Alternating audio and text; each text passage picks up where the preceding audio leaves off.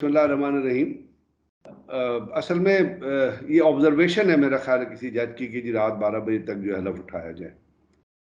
और इस ऑब्जर्वेशन पे आपको पता है इसके हिसाब से अगर आप कानूनी तरीक़ाकार से देखें तो सदर पाकिस्तान को और गवर्नर पंजाब को इस्तिस्ना हासिल है किसी भी किस्म की कानूनी कार्रवाई से।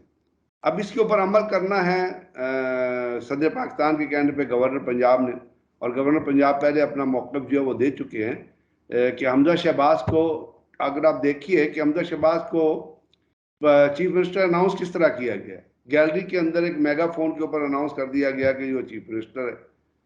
उस्मान बुज़दार ने अपना हलफ, अपना जो इस्तीफा था वो प्राइम मिनिस्टर को भेजा था। वो प्राइम मिनिस्टर को नहीं बल्कि वो जाना चाहिए था गवर्नर को, उसको एक्सेप्ट होना चाहिए था। तो technically Usman Buzdar stage as a governor और हमजा शहबाज जो है उसको इम्पोज किया जा रहा है, जिस तरह ये जो अमरीकी साजिश के ज़रिए, ये जो इंटरफेरेंस के ज़रिए, ये जो imported government, hashtag imported government जो वजूद में आई है, जिसके कनेक्शन पैसे की फरावानी से और अमरीकी डॉलर से मिलते हैं।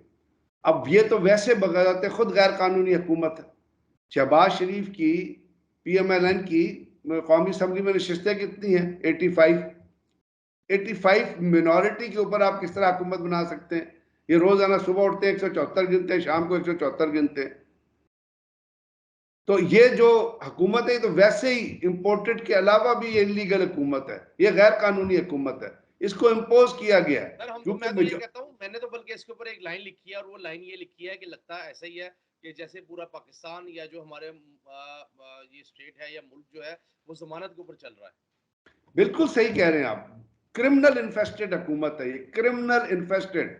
इसके अंदर 24 लोग जो है बेल पे हैं। सिंध का गवर्नर जो है वो आपको पता है कहां से लाके लगाया गया, वो एक वो शख्स जिसके कमरे से शराब निकली थी, जिसको chief justice Pakistan supreme court जनाब साकिब निसार साहब ने चेक किया था, बीमार था वो शराबी कबाबी आदमी जिसको बार के बाहर गालियां दी गई थी, लिटरली नंगी गालियां दी गई थी। लेकिन ये इतने बेशरम, इतने बेहया लोग हैं कि इनको किसी चीज का असर ही नहीं होता। इन्होंने ताकत के लिए अपने कपड़े उतारे हुए, जो मर्जी हमारे साथ आगे कर लो, हमें कोई परवाह नहीं है, उससे वो हलफ ले रहा है। इधर हलफ ले रहे, इधर यहाँ पे मौजूद हैं वो लोग जो क्रिमिनल गैंग में इन्वॉल्व हैं, जो माफियाज में इन्वॉल्व हैं, जो बल्दिया की किलिंग में इन्वॉल्व हैं, जो मनी लॉन्ड्रिंग में इन्वॉल्व हैं, जो अपना भत्ताखोरी में इन्वॉल्व हैं, जिनके ऊपर केसेस हैं, जो यानी पाकिस्तान का कानून देखिए, एक सेकंड यहाँ रुक के, या पाकिस्तान के लोगों को पता है कि आपको के ऊपर अगर कोई केस है या आप अगर बेल पे हैं, आपके खिलाफ कोई केस है, तो आपको सरकारी नौकरी नहीं मिल सकती। सरकारी नौकरी तो क्या, आपको प्राइवेट नौकरी नहीं मिल सकती, क्योंकि आप कन्विक्टेड, आप मुलजिम तस्वुर किए जाते हैं। मुलजिम बोलते हैं जब आप इल्जाम साबित हो। आपको किसी यूनिवर्सिटी में दाखिला नहीं मिल सकता, आप किसी एग्जाम में अपीयर नहीं हो सकते, आप CSS में अपीयर नहीं हो सकते, आप लोग प्रोविंशियल सर्विस के एग्जाम में अपीयर नहीं हो सकते, आप मुकाबले के इम्तहानों में नहीं बैठ सकते, आप कोई अदारा ज्वाइन नहीं कर सकते। ये है पाकिस्तान का एक तरफ कानून जो बाकायदा इम्पोज किया जाता है, जिसके ऊपर जब आप किसी नौकरी के लिए फॉर्म भरते हैं या आप किसी वीजे के लिए फॉर्म भरते हैं, यानी ये लोग तो बाहर भी नहीं जा सकते, क्योंकि आपको पता है जब आप वीजे का फॉर्म भरते हैं उसके ऊपर क्या लिखा हुआ था, कॉलम होता है, have you ever been convicted of any charge. अगर आप लिखें yes I am on bail, तो क्या आपको वो मुल्क वीजा दे देगा? असल में तो सऊदी अरब को भी वीजा नहीं देना चाहिए इन सारों को, because they all are on bail. ये तो टेक्निकली तो सऊदी अरब को इनको वीजा ही नहीं देना चाहिए, इनको बुलाना ही नहीं चाहिए, क्योंकि जब आप वीजे के अंदर, फॉर्म के अंदर ये लिख देते हैं कि yes I am on bail, तो आपको वीजा, कोई वेस्टर्न कंट्री भी वीजा नहीं देता, कोई मुल्क वीजा नहीं देता आपको। ये उसके अंदर बाकायदा उसके अंदर फिर मेंशन करता पड़ता है, वो कहता है अगर है तो वाई, फिर आपको चार्ज देना पड़ता है। तो ये जो चीज, ये इन तमाम चीजों को जब आप मिला के देखेंगे, पाकिस्तान के रूल्स को, बाहर के मुमालिक के रूल को, तो ये लोग तो इवन इनको पासपोर्ट दे दे तो दे कांट ट्रैवल अब्रॉड, क्योंकि वीजा फॉर्म के अंदर ये मेंशन होता है, वहां पे एम्बेसीज को बताना चाहिए, बाहर की एम्बेसीज को, कि इनके ऊपर जी केसेस हैं। Saudi Arab should not welcome them because they all are on bail, जो भी के साथ जा रहे हैं उसके ऊपर। अब जहां तक हमजा शहबाज का ताल्लुक है, आप देखिए इससे पहले, मतलब ये बहुत दुख की बात है यार, रोना चाहिए पाकिस्तान के लोगों को, खड़े होकर किसी जगह पे जाके एक इस इनजस्टिस के खिलाफ जो आपका अदालतों के जरिए इम्पोज हो रहा है उसके ऊपर लोगों को एहतजाज करना चाहिए कि एहतजाज बनता है। भाई इससे पहले जो है नवाज शरीफ की गवर्नमेंट को 2 दफा रेस्टोर किया। गुलाम इसाक खान साहब ने जब गवर्नमेंट डिस्पोज ऑफ की थी, नवाज शरीफ को रिलीफ मिला था ना, मिला था। तो ये क्या, ये जो है मतलब अदालतों का मकसद यही है कि नवाज शरीफ एंड को रिलीफ देते रहे? क्या ये फैमिली ओरिएंटेड चीजें हो गई है पाकिस्तान के अंदर? क्या खानदान ओरिएंटेड चीजें हो गई है पाकिस्तान के अंदर? किस तरह खानदान ओरिएंटेड हो सकती है? अभी फिर आप देख लीजिए, ये जो मिला है, जो केस चल रहा है, इसके नतीजे में कौन आया अपना पावर के अंदर? पीएमएलएन आ गई है। पंजाब में ये कोई माँ बाप के ये जमीन ये खरीदा हुआ है, ये लोग तो कुछ भी नहीं थे।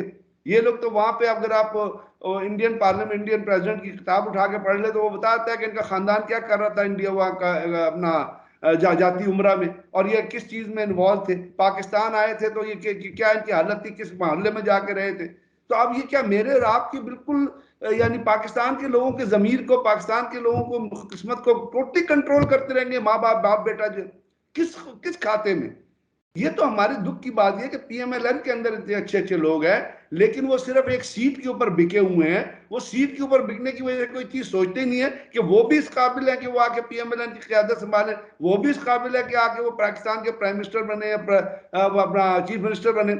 लेकिन बिके हुए हैं क्योंकि छोटी छोटी ख्वाहिशें हैं, चमचे हैं सारे उनके, मतलब है नवाज शरीफ का, उनका जो है वो लोड जो है वो उठाते हैं, उनके खर्चे बर्दाश्त करते हैं। तो ये जो चीज जो इन्होंने, यानी इससे बड़ी क्या बदतमीजी और इससे बड़ी क्या ज्यादती हो सकती है?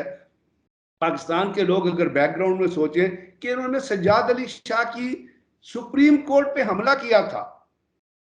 अब आप कहते हैं ना कि सुप्रीम कोर्ट प्रोटेक्शन मांग रही होती है, उसमें सज्जाद अली शाह साहब ने भी प्रोटेक्शन मांगी थी, उनको प्रोटेक्शन नहीं प्रोवाइड की थी जो प्रोवाइड करनी चाहिए थी उस वक्त के आर्मी चीफ को। तो इन्होंने जाके उस पर हमला कर दिया, सज्जाद अली शाह पे हमला, वो बेचारे अपनी जान बचाते रहे। उससे पहले इन्होंने अदालतों को खरीदने की कोशिश की। और ये जो एक शख्स आता है पीएमएलएन का, अताउल्लाह तारड़, इनके वालिद साहब थे ना, रफीक तारड़ साहब, वो एक जहाज, शहबाज शरीफ के साथ एक जहाज लेके, दादा थे दादा थे या जो भी थे, वो एक जहाज लेके ही वेंट टू कोयटा। 3 दिन वो खड़ा खड़ा रहा जहाज कोयटा में, जो पाकिस्तान हुकूमत का जहाज था। वहां से जजों की, वहां पे वकीलों की और उनकी खरीदारी शुरू की। अगर उस वक्त कोई शख्स उसके खिलाफ केस कर देता, और अगर उस वक्त अदालत ये फैसला कर लेती कि ये जो किया गया है मनी लॉन्ड्रिंग वाला, ये जो अपना चीजों को चेंज करने वाला, तो हो सकता है आज चीजें बेहतर होती। लेकिन वो उनको उसको उस खिदमत के सिलसिले में नवाज शरीफ ने उनको प्रेसिडेंट बना दिया।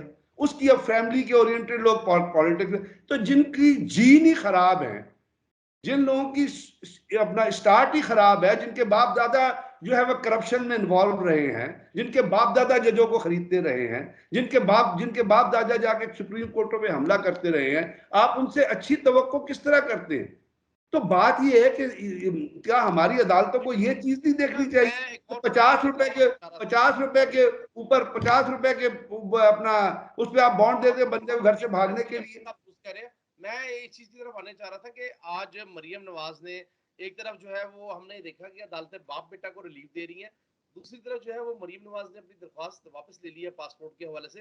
तो आप क्या समझते हैं कि एक तरफ बाप बेटा को रिलीफ मिल रहा है, एक तरफ मरियम नवाज को जो है वो दरख्वास्त वापस ले ली गई है, तो कहीं पर कोई ऐसी ऐसी बात तो नहीं है कि कहीं पर कोई जो है वो अभी भी मरियम नवाज से नाला है जिसकी वजह से रिलीफ नहीं मिल रहा? बात यह है कि टेक्निकल चीज होनी चाहिए, कानून के ऊपर चीज होनी चाहिए हमारी अदालतों को। अब मैंने आपसे कल कहा था Nawaz Sharif is a convicted criminal, convicted criminal है ना नवाज शरीफ, तो वो किस तरह वापस आके सियासत कर सकता है पाकिस्तान के अंदर? और कॉन्स्टिट्यूशन क्या, अगर आप कॉन्स्टिट्यूशन ही की 100% बात कर रहे हैं, और अभी भी जो हुकूमत गई है उसमें कॉन्स्टिट्यूशन को कोर्ट किया गया है, तो अगर कॉन्स्टिट्यूशन को आप कोर्ट कर रहे हैं, कॉन्स्टिट्यूशन की बात कर रहे हैं, तो जो मुजरिम डिक्लेयर हुआ है वो इंसान सियासत में किस तरह हिस्सा ले सकता है? क्या मैंने आपको नहीं कहा कि अगर आप मुजरिम डिक्लेयर हुए तो you can't be member of parliament, अपना आपको किसी सरकारी नौकरी में या प्राइवेट नौकरी आपको नहीं मिल सकती? अब मुझे नहीं समझ आता, मैं आई एम एट लॉस एक पाकिस्तानी होने की हैसियत से, और मैं 70 साल इस मुल्क में गुजार चुका हूं, और मैं चीजों को, इवेंट को ऑब्जर्व कर रहा हूं कि हमारे यहाँ कौन, आम आदमी को कौन रिलीफ प्रोवाइड करेगा? अब आपने खुद ही मेंशन किया कि जनाब फायज ईसा साहब ने क्या कहा। हालांकि फायज ईसा साहब ने जबिया का केस, जो एक ओपन एंड शट केस था, जिसके अंदर 100% ये हाँ, कंफर्म था बंद कर दिया, कि दबा मनी दिया। लॉन्ड्रिंग भी हुई है, जिसके अंदर ये भी कंफर्म था कि गैर कानूनी चीजें की गई हैं, जिसके अंदर ये भी किया गया लोन को मिस यूज किया गया है। एक ओपन एंड शट केस था, कोई इसके अंदर डाउट ही नहीं था। उसके ऊपर क्या फैसला आया? तो आज के जो काजी फायज ईसा साहब कह रहे हैं, तो उन्होंने कहा, गलत तो फिर नहीं कहा ना, कि जो इलीट्स हैं, जो आपके अंदर हाई तबका है, उसको आप रिलीफ प्रोवाइड कर रहे हैं। यानी 50 रुपए के स्टाम्प के ऊपर आप बंदे को बाहर भगवा रहे हैं। आप जो है वो यहाँ पे मतलब एक आम आदमी का केस जो बहुत बड़ा केस है, मैंने आपसे बताया कि कल 9 बच्चे जल गए परसों पिछले हफ्ते उधर सिंध में। उसके ऊपर क्या हुआ आपको याद है? सिंध में एक दफा मीरपुर खास में एम्बुलेंस नहीं मिली थी, तो दो लोग मोटरसाइकिल पे एक लाश लेके जा रहे थे, उनका भी एक्सीडेंट हो गया था। उनको किसने रिलीफ प्रोवाइड किया? पाकिस्तान, हमारे यहाँ गंदुम जो है वो मिट्टी बन गई है, उसको किसने रिलीफ प्रोवाइड किया?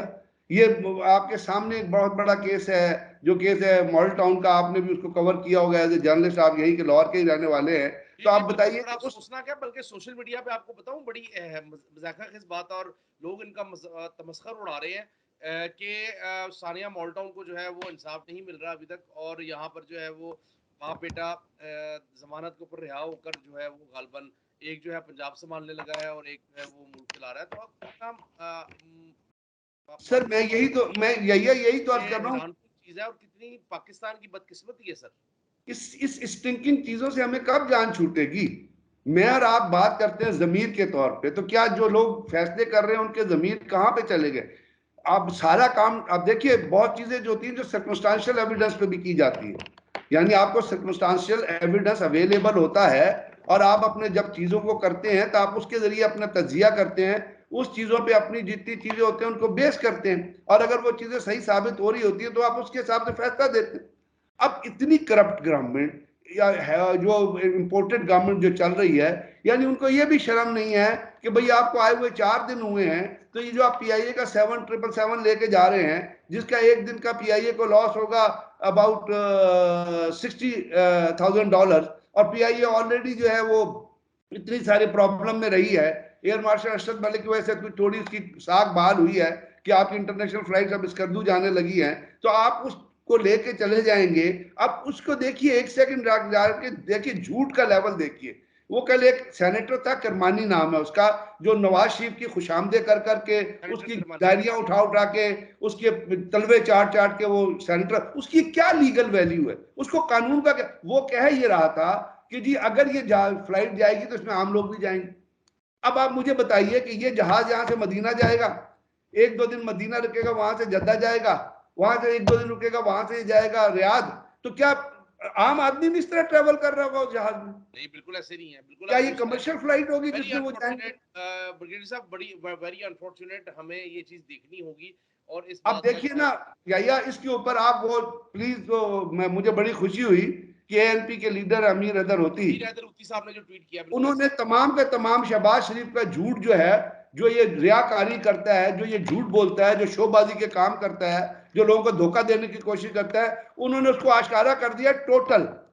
उन्होंने कहा कि जी ये सरकारी खर्चे पे हम उम्रा नहीं कर सकते। बिल्कुल दुरुस्त बात है अमीर सर। हैदर इसी होती साहब ने यही कहा कि चीज़ तो जी एक्सपोज़ हुई है, और आपको पता है इसके बाद इन्होंने फ़ौरन बयान जारी करवाया मरियम औरंगज़ेब साहिबा से। उन्होंने ये कहा कि नहीं, ऐसी बात नहीं है, वो जो है वो कमर्शियल फ्लाइट पे जाएँगे और ये सारी चीज़ें। तो सोशल हम मीडिया की एक तरफ एक से दिन एक एक दिन हुआ। एक दिन प्रोग्राम कीजिएगा और मरियम औरंगजेब का बैकग्राउंड चेक कीजिएगा कि वो किस बैग में, जो आप कहते हो जिनके जो जिद्दी वो भी पश्ती हम करते झूठे हैं, होते हैं, उसमें भी हम करेंगे इंशाअल्लाह ताला, ये जो तमाम जद्दी जितने भी पश्ती कैरेक्टर्स हैं। झूठे होते हैं, जिनके जी, बिल्कुल। आबा और अजदाद ने झूठ बोले होते हैं, बिल्कुल, फ्रॉड किया होता है, जितने भी कैरेक्टर्स हैं वो हिंदी कभी के, सच नहीं बोल सकते। ये ये तमाम उनकी लोग। उनके फैमिली बैकग्राउंड को जाहिर करता है। जी, जी, अमीर बिल्कुल, अहमद ये होती तमाम ने लोगों के एक जो लफ्ज बैकग्राउंड्स हैं ना, इस्तेमाल उनके किया ऊपर है। हम काम करेंगे अलग-अलग कर इंडिविजुअली, कि फलाने का ये बैकग्राउंड है, और एक अलग प्रोग्राम इन तमाम चीज़ों के ऊपर, और एक इसके ऊपर एक पूरा जो है वो सीरीज़ करेंगे हम, सीरीज़ ऑफ शोज़। अभी के लिए जो है वो जी, जी। मैं एक चीज एक लास्ट, जरूर लास्ट, लास्ट। एक बात जरूर लोगों को बताइएगा, वो ये एक अमीर हैदर होती ने अपने ट्वीट में जो बात कही है वो सोचने वाली है। उन्होंने कहा हम इस्लामी शुआर जो है वो सरकारी खर्चे पे नहीं करते हैं। मतलब ये है कि आप इस्लाम को सरकार के पैसे पे नहीं धोखा दे सकते हैं। ये अन इस्लामिक है, ये झूठ है। सऊदी अरब में जो लोग इस वक्त उम्रा कर रहे हैं उनको ये बताइए कि ये लोग सरकारी खर्चे पे, और मैंने बताया कि जब सरकारी खर्चे पे आप जाते हैं तो आपको वहां जाके एक लिफाफे के अंदर एहराम भी, जूतियां भी, तस्बीह भी, टोपी भी, और ये चीजें जो है थैले में बस के जो पाकिस्तान के टैक्स पेयर के खर्चे से जाती है। एक आम आदमी जिस वक्त वो कोई चीज खरीदता है, वो मोबाइल का कोई कार्ड चार्ज करवाता है, कुछ वो टैक्स पे करता है उसके ऊपर। मैं डायरेक्ट टैक्स पे करता हूं, लोग इनडायरेक्ट टैक्स पे करते हैं। तो क्या ये टैक्स इसलिए करते हैं कि ये अय्याशियां करें, या टैक्स नवाज शरीफ की फैमिली की अय्याशी के लिए हम टैक्स पे कर रहे हैं? फजलुर रहमान जो किसने कश्मीर कमेटी को खाया है, जिसने कश्मीर कमेटी का सारा बजट का बेड़ा गर्क कर दिया, जो कश्मीर कमेटी के एजाजुल हक साहब ने लिखा था अपने एक आर्टिकल में, उन्होंने कहा था कि ये शख्स जाता था बाहर कश्मीर कमेटी के पास, हमें कश्मीर कमेटी के वो मेंबर थे, वो कहते थे हमें पता ही नहीं होता था, न्यूज में ये आर्टिकल आया था। ये लोग जो हैं, जो मेरे और आपके टैक्स पेयर के, हम मौलाना आखिर फजल कब खान का भी इनकी दिया जबान पर्चा पे हाथ करेंगे इंशाल्लाह, डालेंगे? और इसके ऊपर एक इलाका से नशिस्त करेंगे और पूरा प्रोग्राम इस पे और करेंगे सऊदी अरब कि में कहाँ लोगों को कहाँ ये से पता होना पानी चाहिए कि फायदे लेते रहे सऊदी हैं अरब ये में साहब। लोगों को ये पता होना चाहिए, और सऊदी अरब में जो लोग उम्रा कर रहे हैं उनको, कि ये लोग हमारे खर्चे के ऊपर उम्रा करने के लिए आ रहे हैं, जो एक गैर इस्लामी फेल है, जो करप्शन के मामले के जुमरे में आती है। बिल्कुल दुरुस्त फरमाया, बिल्कुल दुरुस्त फरमाया। नाज़रीन, गुफ्तगू आपने सुनी है, मुझे दीजिए इजाजत, एक और निशिस्त के साथ बाद में हाजिर होंगे। अभी तक के लिए इतना ही, बहुत शुक्रिया। अस्सलाम वालेकुम।